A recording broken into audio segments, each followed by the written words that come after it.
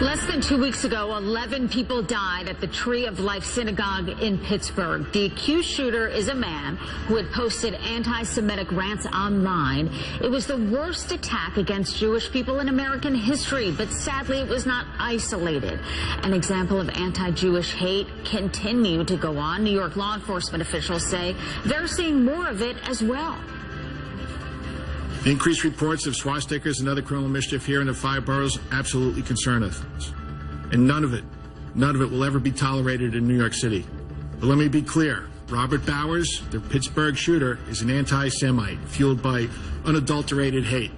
He's not just a nut, and it's important for people to make that distinction. Everybody in New York City and our nation should pay attention to what happened in Pittsburgh and understand it should never, ever happen in the United States of America. That was James O'Neill, New York City Police Commissioner. Evan Bernstein is the Regional Director for the Anti-Defamation League in New York and New Jersey. Evan, good to have you on. We know that you cannot eliminate hate, but is there anything we can do to lessen the likelihood of this happening? We know hate's a learned behavior. We know that people hate Jews, hate other minority groups because they learn that way. They're not born that way. And it's important for us to understand that as a society, we need to get anti-bias inclusion training into as many schools as possible across the United States, because we need to let young people understand that all the violence, all the hate that they're seeing is not normal, and it can't become normalized. And we're starting to see, especially anti-Semitic incidents becoming normalized, anti-Semitic vandalism becoming normalized, and that's something that we must push back on as a society, and we feel education is the best way to do that. Evan, we just heard from the New York City Police Commissioner. We played sound from him, and he said this isn't just some nut, meaning this isn't mental illness. This was a person who planned this out and who had a lot of hate inside of him. So there's a difference.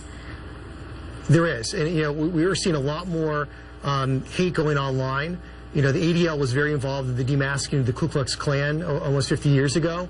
And when the masks came off the Klan, it was harder for them to gather and share their information. Now, with the advent of social media, it has become the #1 way. And we saw that with Robert Bowers and with Gab.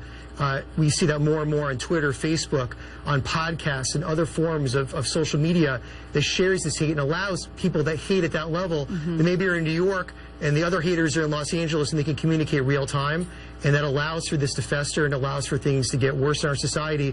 And we're seeing that now in real time, unfortunately. So in a way, it fuels the fire, social media does, to this hate and makes it seem like it's okay, that it's normal. How do you break the cycle, if it's possible, of hate? Because as you said, it is a learned behavior. Again, I think it's about people in our society taking as much responsibility for the next generation as possible. Parents need to take responsibility for their children, school systems, elected officials, community leaders. This has to be a group effort. It needs to be something that we push back on. We can't accept, as the NYPD put out, 31 anti-Semitic hate crimes between October 1st and October 28th. It's unacceptable for any city, for any minority group to have to experience that level of hate. And it's our job to get to the next generation, as I said, so they understand that bias of any kind towards any group, whether it's Jew, Black, Hispanic, or any group, is wrong. I hope that we do, because you're right. It's not acceptable. It's not okay. It is a learned behavior. Evan Bernstein, thank you.